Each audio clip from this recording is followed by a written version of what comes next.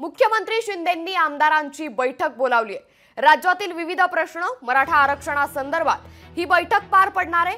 वर्षा निवासस्थानी या बैठकीचं आयोजन करण्यात आलंय।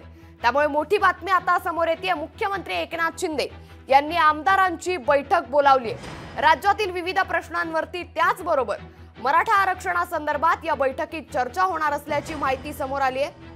वर्षा निवासस्थानी या बैठकीचं आयोजन करण्यात आलंय। तर या संदर्भात अधिक माहिती देत आहे आपल्या प्रतिनिधी मीनाक्षी म्हात्रे। मीनाक्षी, मुख्यमंत्री एकनाथ शिंदेंनी आमदारांची बैठक बोलावली आहे। नेमकं या बैठकीमागील कोणकोणते विषय आहेत, काय अधिक माहिती या संदर्भात?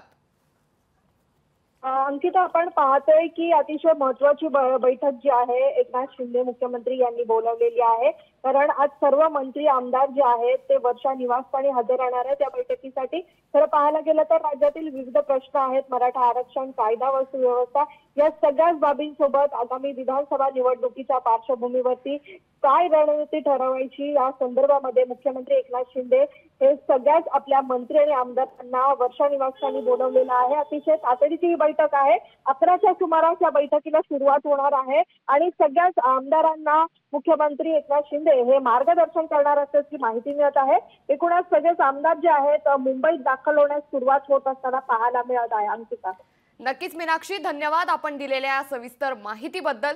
तर मुख्यमंत्री एकनाथ शिंदे यांनी आमदारांची बैठक बोलावली आहे। आता आमदारांचं वर्षा निवासस्थानी येणं देखील सुरू झालंय। राज्यातील विविध प्रश्न आणि मराठा आरक्षणासंदर्भात ही बैठक पार पडणार आहे। वर्षा या निवासस्थानी या बैठकीचं आयोजन करण्यात आलंय। लोकशाही मराठी ऐका, पहा, जागरूक रहा।